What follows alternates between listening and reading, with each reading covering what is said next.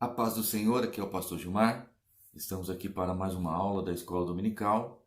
Nesse domingo, nós estaremos estudando a quarta lição.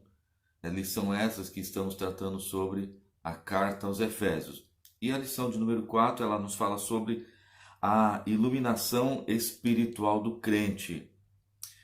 O nosso texto áureo diz assim: para que o Deus de nosso Senhor Jesus Cristo, o Pai da glória, vos dê em seu conhecimento o espírito de sabedoria e revelação. Está em Efésios capítulo 1, versículo 17. A verdade prática fala: a vocação do crente inclui a herança de preciosas riquezas conferida aos eleitos pela grandeza do poder de Deus. Eu creio que durante a semana vocês, aqueles que puderam ter lido, a leitura bíblica em classe está em Efésios capítulo 1, o versículo 15 até o versículo 23. Nossa introdução, ela fala que, ainda que no primeiro capítulo o apóstolo Paulo inicia uma longa sentença, assim dividida, a ação de graça, vai do capítulo 1, o versículo 15 e 16, segunda divisão, a oração intercessória, capítulo 1, versículo 17 e 19. E a terceira divisão é a confissão de louvor e exaltação, que vai do capítulo 1, o verso 20 ao 23. Então, nessa pequena introdução aqui, ele apresenta essas três divisões, que é importante no decorrer de toda essa lição. É a nossa ação de graça, agradecer, ser agradecido. O próprio Jesus, ele agradeceu ao Pai por tudo. Também nós vamos ver a oração intercessória, o quanto é importante orar, interceder. Jesus, ali no Evangelho de João, capítulo 17, ele faz aquela oração bonita aos seus discípulos, E nós vamos ver também o louvor e a exaltação. O Senhor, ele louvou a Deus, e nós também devemos louvar a Deus em todas as circunstâncias, tá certo? O primeiro tópico fala a esperança da vocação e as riquezas da glória.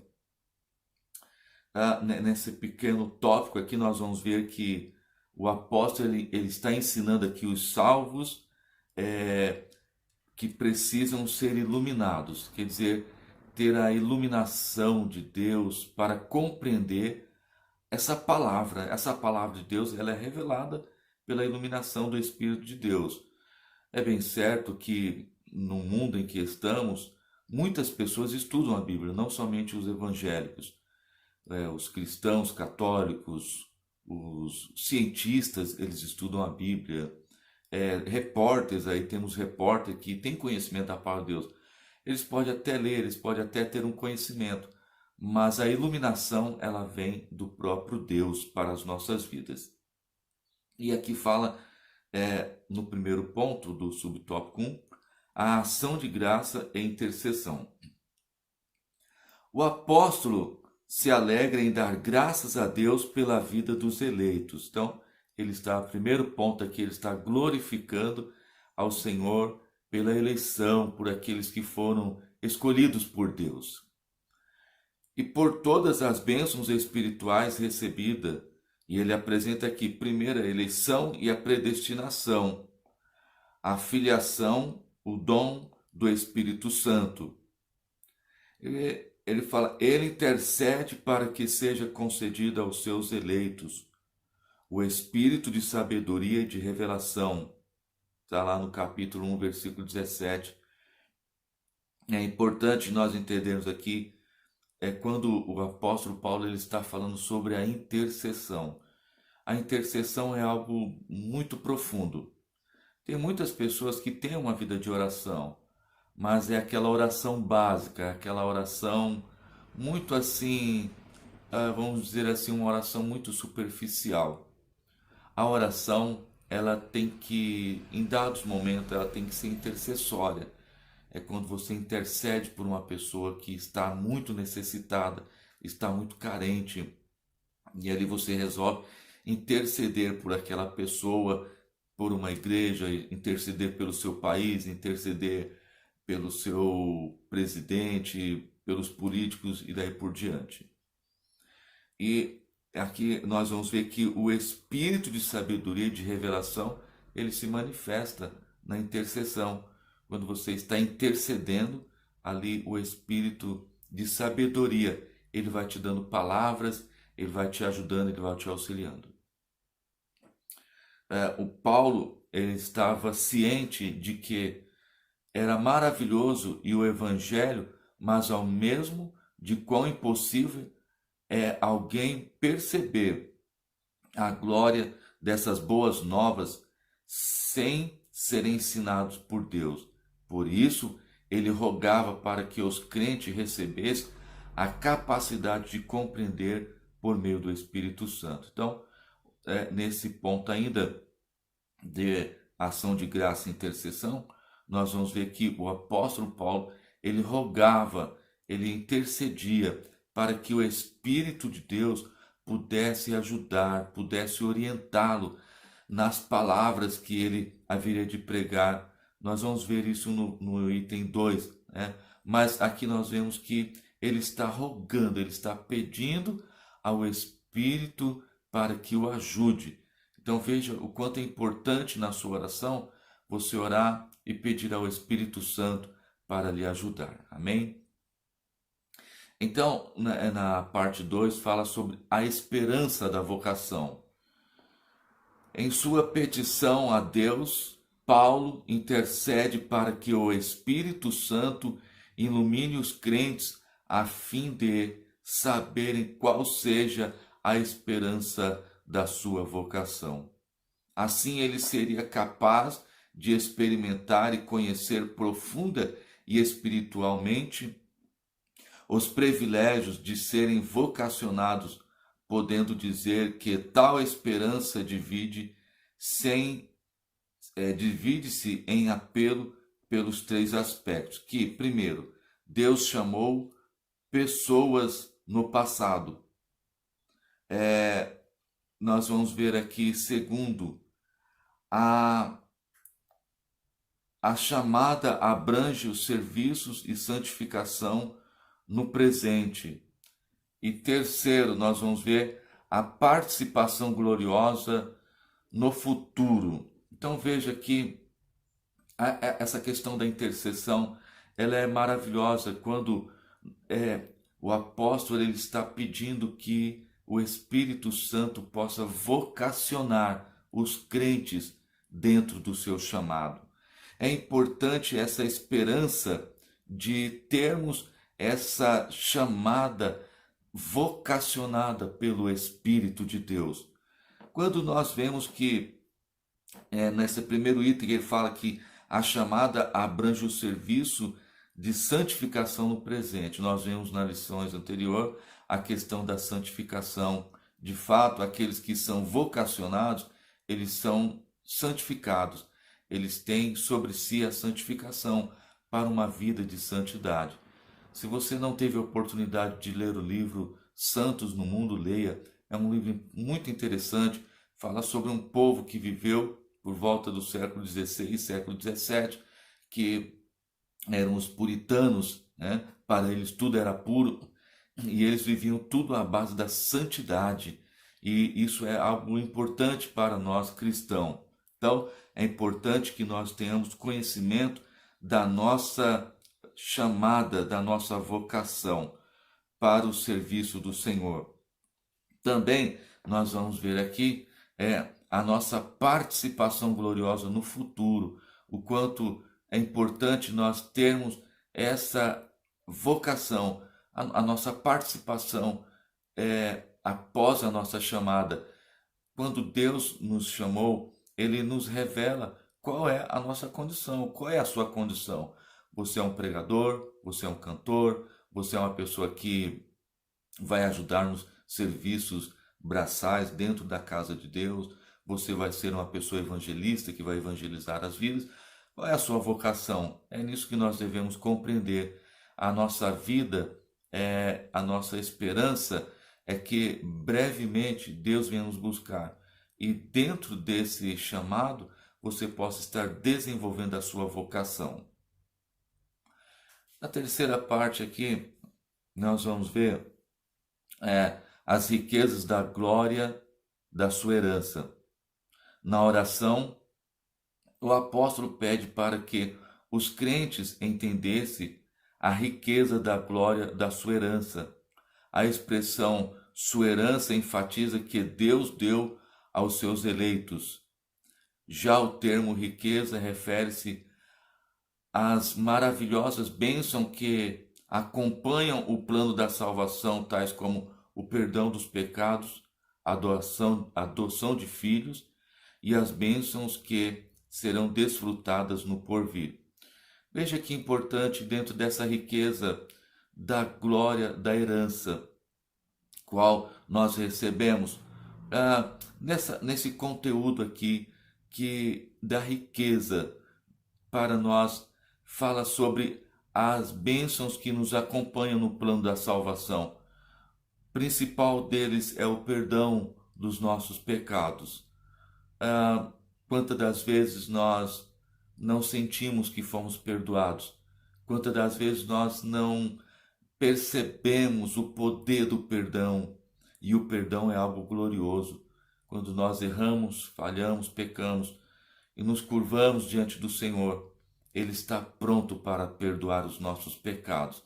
Talvez você não tenha sentido esse poder, o quanto o perdão ele é importante. O perdão ele tira todo aquele ressentimento, o perdão tira todo aquele peso, o perdão tira todas aquelas mágoas que está sobre nós.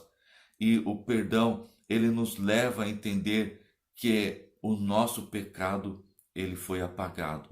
Isso é importante para o cristão. Não fica com ressentimento. Quantas pessoas que acabaram pecando, acabaram errando e ficam trazendo pensamentos maus, fica trazendo pensamentos negativos, né? Mas é importante você curvar-se diante do Senhor. O Pai Deus fala que Ele está pronto para perdoar todos os nossos pecados. Ele fala ainda que na questão a adoção de filhos, a bênção que são desfrutadas no porvir. Todos os filhos de Deus, aqueles que são chamados, aqueles que são eleitos, aqueles que são escolhidos, eles como filhos adotivos, eles vão desfrutar lá na glória do Senhor de uma alegria que jamais possa ser sentido nessa vida. Por mais que nós nos alegramos nessa vida, no porvir a alegria é muito maior, porque ela nunca vai se acabar, ela vai permanecer para sempre. No subtópico 2 fala sobre a excelente grandeza e a força do poder divino. Nós vamos ver aqui no ponto 1, fala sobre a excelência da grandeza do poder de Deus. O quão é excelente essa grandiosidade do poder de Deus. Qual o tamanho do poder de Deus, que nós não temos como medir. Lá em Romanos capítulo 11, versículo 33 e 36, fala dessa grandeza, dessa profundidade do amor de Deus. Então, veja que o apóstolo, ele orou para que os salvos pudessem entender sobre excelente grandeza do poder de Deus. Capítulo 1, versículo 19, e Efésios fala assim, a palavra de Deus diz assim: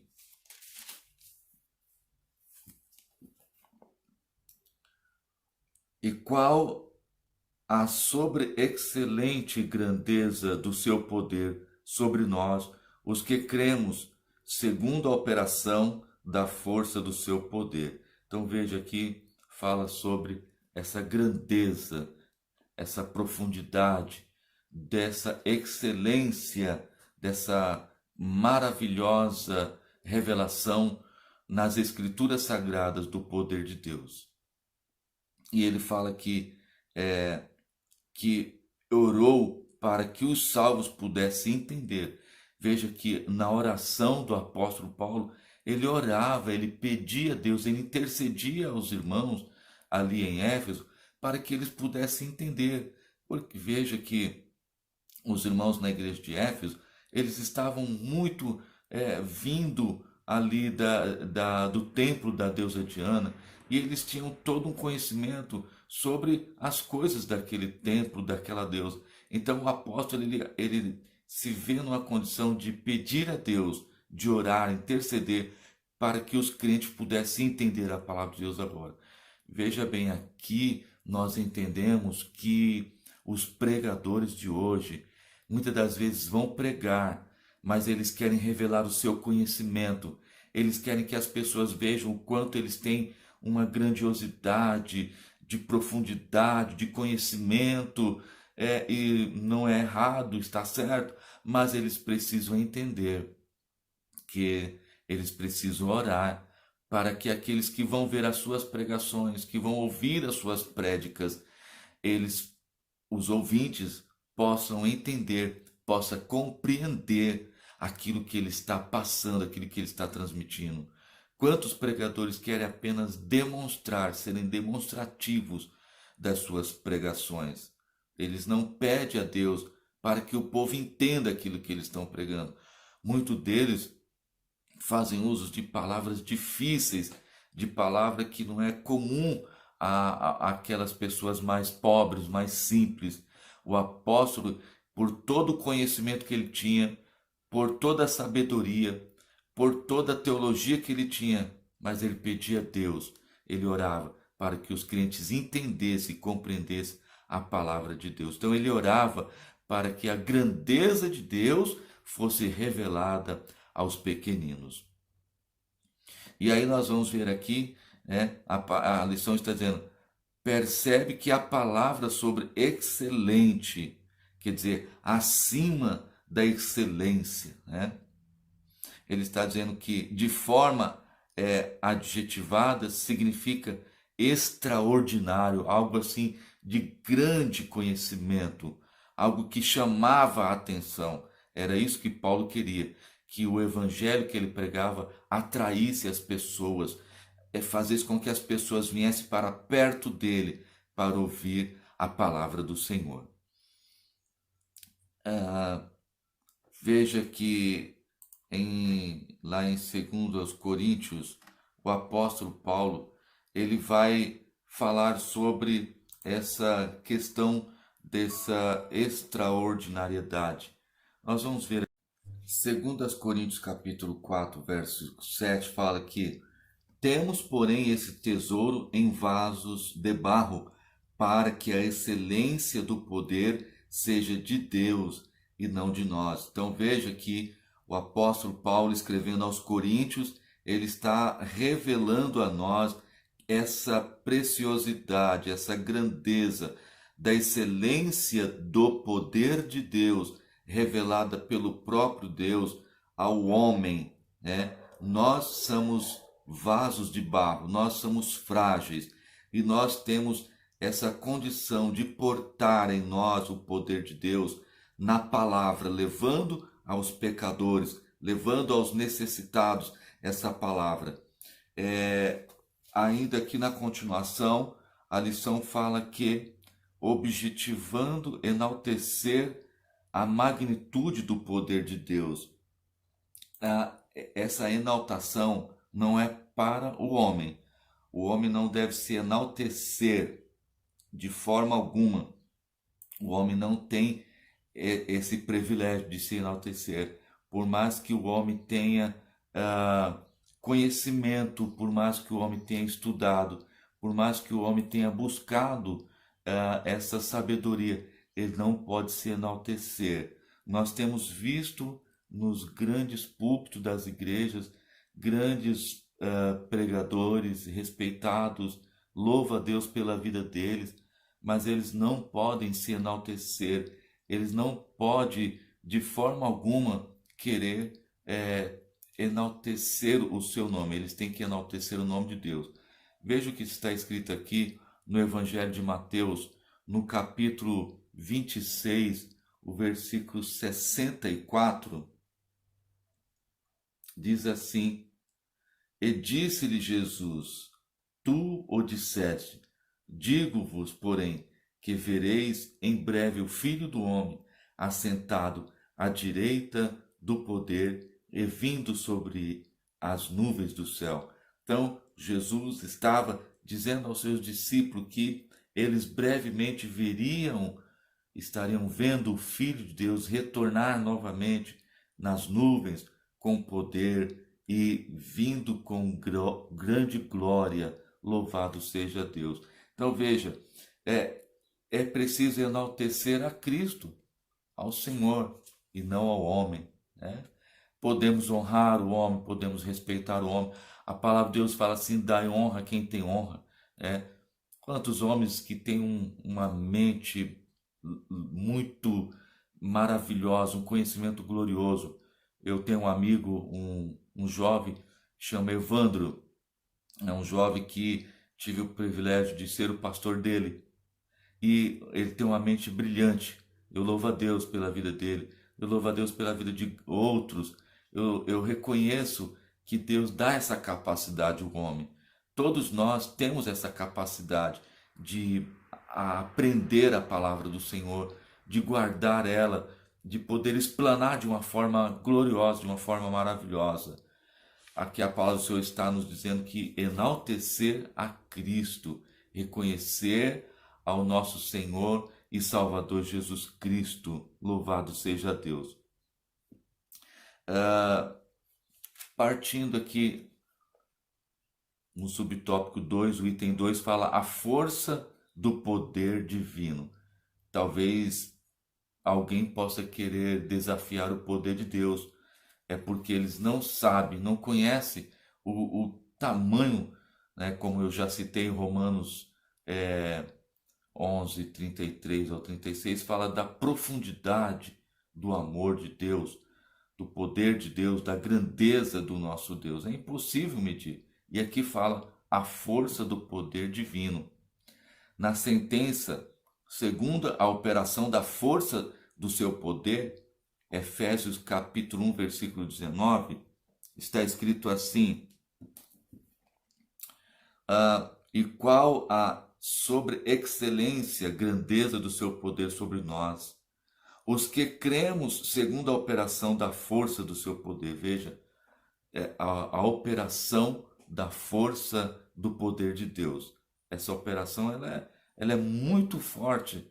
É impossível o homem medir essa grandeza, essa força que há no poder do nosso Deus. Então, veja o quanto é precioso quando o apóstolo ele faz uso desse termo, dessa passagem de Efésios capítulo 1, versículo 19. E aí ele vai dizer aqui, primeiro a palavra operação, que a tradução vem de energia. E energia, vocês sabem que a energia ela tem um poder, uma capacidade muito grande. O homem não consegue segurar uma corrente elétrica, por exemplo, que é transmitida em um fio, né? Ele tocar a mão ali, ele não vai aguentar o poder que está ali. Imagina o poder, essa energia de Deus. Não estamos aqui dizendo de uma energia cósmica, não. Não estamos dizendo aqui de uma energia de um suposto ser iluminado aí, não, de forma alguma. Estamos falando da energia do poder de Deus, né? Dessa preciosidade de Deus, que é da eficácia desse Deus glorioso, sinalizando a ideia de poder em atividade. Nós vamos ver ainda, segundo significado, a expressão, a força, que vem do latim kratos, que traz a ideia de intensidade. Qual é a intensidade dessa força de Deus? O homem não tem essa capacidade de medir. Por mais que os métodos humanos conseguem medir, por exemplo, uma corrente elétrica de 110, 220, 340 watts ou volts, dentro do poder de Deus é impossível, jamais o homem vai conseguir medir. Então veja que o poder de Deus ele se manifesta de uma forma que ele possa curar o enfermo, de uma forma que ele possa fazer um mar se abrir como o mar vermelho, de uma forma como ele possa fazer as muralhas caírem como as muralhas de Jericó, como ele fez o rio Jordão se abrir, ele fez o paralítico andar no tanque de Siloé, no tanque de Betesda, ele curou o cego de Jericó, ele ressuscitou a filha de Jairo. Bom, aqui na lição, o pastor Douglas Batista, ele fala que Paulo apresenta 3 exemplos irrefutáveis da força desse poder. Vamos ver aqui esses 3 exemplos, né? Primeiro, a ressurreição de Cristo. Segundo, a sua ascensão à direita de Deus nos céus. E terceiro, sua revelação acima de todo domínio. Então veja que dentro dessa força do poder divino, o homem não vai conseguir, jamais vai conseguir esclarecer como se deu a ressurreição de Cristo. Ela se deu através dessa força do poder divino. Então o homem não consegue explicar. As palavras do homem jamais vai conseguir explicar essa ressurreição. Então, de fato, esse primeiro ponto ele é muito importante, porque Cristo ele ressuscita por si próprio. Não houve nenhuma um agente humano ou algum, vamos dizer assim, poder de algum ser vivente de outra espécie, como alguns pensam, né? Mas o próprio Deus ressuscitou o seu Filho. O segundo exemplo que ele nos dá aqui é a sua elevação, a sua ascensão. A ascensão é quando ele está subindo, quando ele está indo para o Pai.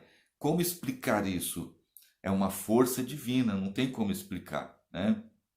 O terceiro exemplo que ele nos deixa aqui é quando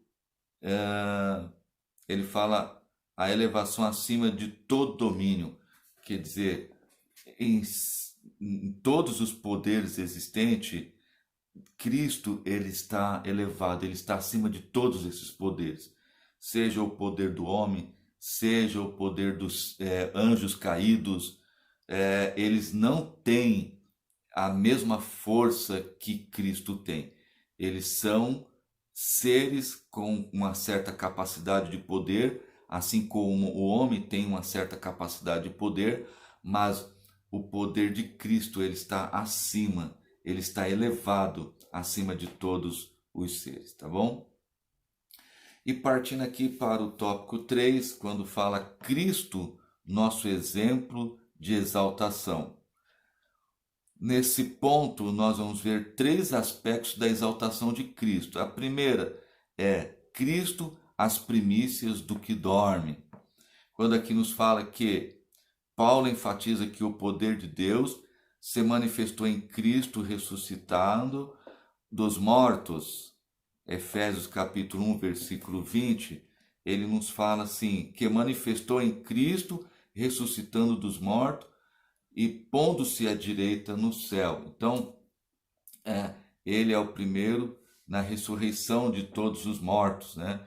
Nós vemos no Antigo Testamento, quando o profeta havia morrido e quando jogaram os ossos do profeta ali naquela cova, nós vemos que ressuscitou, uma pessoa foi ressuscitada.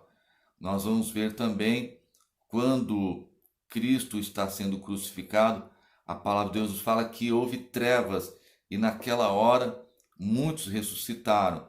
Mas nós vamos ver aqui nesse texto aqui de Efésios capítulo 1 e o versículo 20, quando está dizendo que manifestou em Cristo ressuscitando dos mortos, pondo-se à direita de Deus. Então, quando está falando dessa ressurreição, está dizendo do primeiro que ressuscitou e se apresentou diante de Deus, o Pai Celestial. Se houve alguma ressurreição antes de Cristo, esses não se apresentaram diante de Deus. Eles ainda aguardam o glorioso dia em que vão se apresentar diante de Deus. Mas Cristo, ele é a primícia. Ele ressuscitou e já logo foi e se apresentou à direita de Deus Pai. Então, veja que isso é um exemplo de exaltação gloriosa. Nós vamos ver ainda aqui na continuação, quando nós observamos aqui, a seguir dentre os mortos, Cristo foi feito as primícias dos que dormem. Assim sendo, a ressurreição de Jesus, ela é a garantia que seremos ressuscitados. Então, essa é a segurança que temos, porque como Cristo ressuscitou, nós também vamos ressuscitar. Aqueles que já dormem no Senhor, eles serão ressuscitados. Os que morrem nos dias de hoje, mediante a tantas doenças e enfermidades, eles também ressuscitarão no dia da vinda do Senhor. Quando ele vier em glória, com poder, ele vai ressuscitar aqueles que estão aguardando no dia em que ocorrer essa ressurreição. Vai ser algo maravilhoso, que nós não temos palavras para expressar sobre esse poderio de Cristo ressuscitando os mortos, aqueles que partiram. Nós vamos ver aqui ainda que fala: o mesmo poder que ressuscitou a Cristo está disponível também para os salvos. Então, o poder de Deus que se manifestou na ressurreição de Cristo é o mesmo poder que vai se manifestar na ressurreição dos santos, daqueles que aguardam esse dia glorioso. Então veja que a lição ainda nos fala que, desse modo, os crentes vencerão a morte e erguerão gloriosamente dos seus sepulcros. Nós sabemos que a morte, ela é muito forte, não tem como vencer a morte. E aqui fala que os crentes vencerão a morte. Quando nós olhamos a palavra do Senhor, o apóstolo Paulo, ele escrevendo lá em 1 Coríntios, no capítulo de número 15, a partir do verso 53, uma passagem que eu gosto muito de ler, essa mensagem de 1 Coríntios capítulo 15, versículo 53, que vai nos falar acerca do poder da morte. O apóstolo escreveu assim: porque convém que isto que é corruptível se revista da incorruptibilidade, e que isto que é mortal se revista da imortalidade. E quando isso que é corruptível se revestir da incorruptibilidade, e isto que é mortal se revestir da imortalidade, então cumprir-se a palavra que está escrita: tragada foi a morte na vitória. E aí o apóstolo, ele traz uma indagação, ele faz um questionamento no verso 55, quando ele diz: ó morte, onde está o teu aguilhão? Aonde está a tua força? Ó, onde está, ó inferno, a tua vitória? Então veja que o apóstolo, ele está aqui desafiando, questionando o poder da morte. A morte, ela não terá poder sobre nós. Aleluia, para ressuscitar o nosso corpo que dorme, que descansa, que está aguardando aquele grande e glorioso dia. Então veja que nós, pelo poder de Cristo, ressuscitaremos. E é tão maravilhoso saber que nós sairemos de dentre aquela grande multidão de mortos e subiremos às mansões celestiais. Estaremos com Cristo para sempre, em um corpo incorruptível, em um corpo que não se corrompe, que não se deteriora, que não se estraga, um corpo que não sente mais a dor, onde nós não iremos mais chorar pelos que partem, pelo sofrimento, pela angústia, pelas as lamúrias da vida. Louvado seja o nome do Senhor para sempre. Então, nós, os crentes que estivermos em Cristo, nós venceremos a morte. Louvado seja Deus. ainda que fala Cristo é elevado à direita de Deus. Paulo reforçando o poder de Deus quando da elevação de Cristo ao trono, pondo à direita nos céus. Aqui está em foco a ascensão de Cristo, em referência à promessa messiânica. Nós vamos ver que a ressurreição como a ascensão de Cristo são obras do poder do Pai. Não tem como nós poder medir as nossas palavras, nosso vocabulário é muito fraco para isso. Quando ocorre esse momento em que ele está sendo elevado aos céus, ali os discípulos ficaram olhando quando Cristo estava subindo e eles se maravilharam daquilo. Assim será também a igreja. Então, da mesma forma em que Cristo foi elevado aos céus, os que estão aguardando o arrebatamento da igreja, eles subirão, eles serão transladados. A palavra arrebatar quer dizer tirar a força, arrancar para fora. E isso se dará pelo poder de Deus. Através da ascensão, nós sairemos dessa terra e subiremos para sempre. Louvado seja Deus. Então, veja a importância aqui desse conteúdo da lição, quando nos fala sobre a elevação de Cristo aos céus. E por último, nós temos aqui um Cristo exaltado de sobremaneira gloriosa. E nesse ponto, Paulo ensina que o poder de Deus exaltou Cristo acima de todo principado e poder e potestade, domínio, e de todo nome que se nomeia. Isso significa que ele foi exaltado acima de todas as eminências, seja elas do bem, seja elas do mal. Nós sabemos que existem poderes, principados, potestades. Quando o apóstolo Paulo escreve aqui em Efésios, no capítulo de número 1, versículo 21, quando ele fala acima de todo principado e poder e potestades, domínio, está falando que Cristo, ele agora, ele é exaltado por Deus e ele está acima de todos os poderes, de todos os principados. Existem poderes do mal, poderes das trevas. Existe o poder do homem, o homem tem um poder grande. É claro que todo o poder emana de Deus para o homem, né? O homem não teria poder algum se não fosse emanado de Deus. O próprio Satanás, o poder que ele tem, está abaixo da autoridade de Deus. Ele não pode exercer alguma força sobre a humanidade ou sobre o homem, seja a natureza, seja quem for. O próprio Satanás não pode exercer o seu poder sem que o poder de Deus o permita. Então veja o quanto é excelente aqui nós ver o poder de Cristo, né? Ele está acima de todas as coisas. Nós estamos vendo aí, né, até a igreja tem sofrido, porque fala onde está o poder da igreja agora para repreender essa epidemia. Nós vimos aí na internet as brigas de pastores, de políticos, desafiando o poder de Cristo. Cristo tem o poder. Tudo que está acontecendo está abaixo da autoridade de Cristo.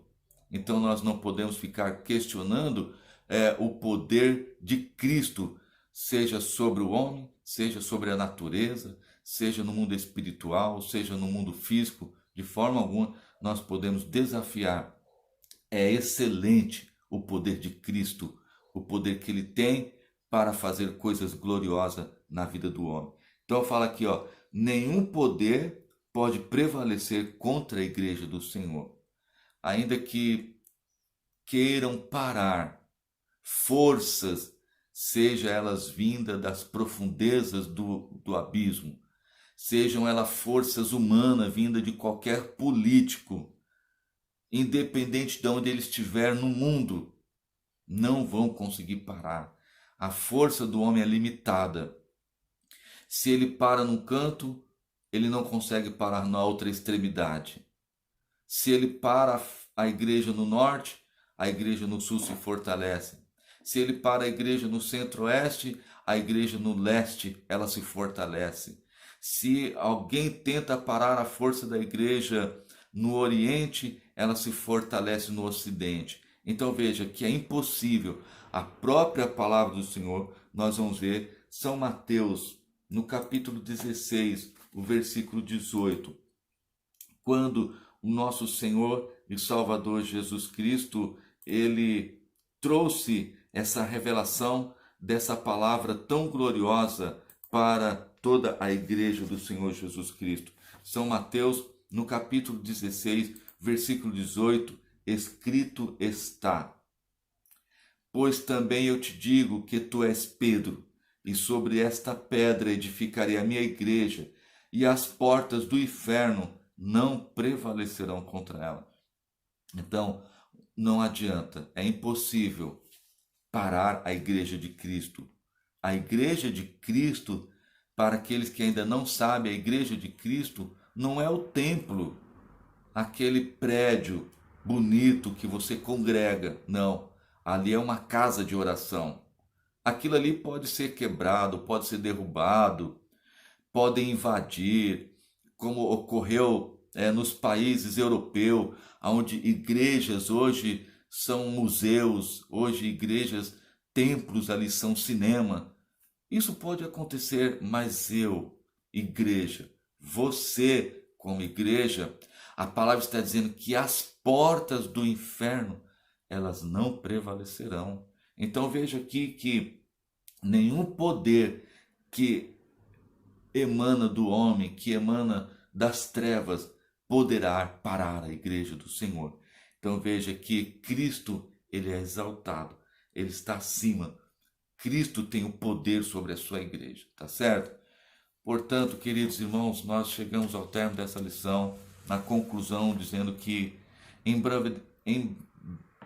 embevecido com as bênçãos espirituais, Paulo também, a adoração contínua ao eterno Deus, a atitude que deve ser seguida por todos os salvos. Então, aqui ele está dizendo que é uma atitude que deve ser seguida por todos nós, seja ela na questão das vocações, fomos vocacionados, seja ela nas questões em que nós fomos exaltados por Cristo, seja em qualquer circunstância da nossa vida, nós devemos ter a iluminação do Senhor para reconhecer que tudo vem de Cristo para as nossas vidas.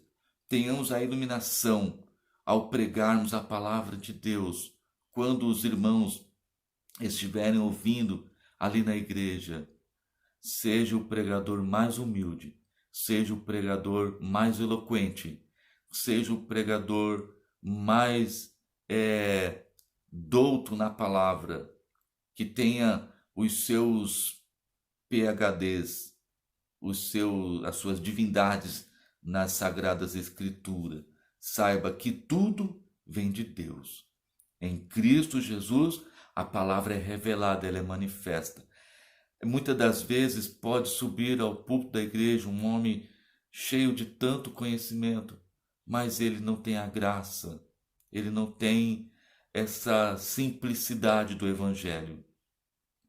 Às vezes pode subir ali uma pessoa simples e humilde, e ali as suas palavras, elas se tornam convincentes, ela convence o pecador, ela convence o homem, convence a mulher, ela faz com que a pessoa receba aquela palavra de uma forma gloriosa. Amém, irmãos?